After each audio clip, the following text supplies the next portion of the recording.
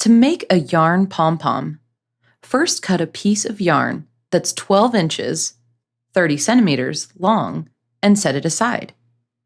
Then grab the end of the yarn still attached to the yarn ball and wrap it around the 4 fingers on your non-dominant hand. Continue wrapping the yarn around your fingers about 125 times. Cut the yarn off of the ball when you're finished.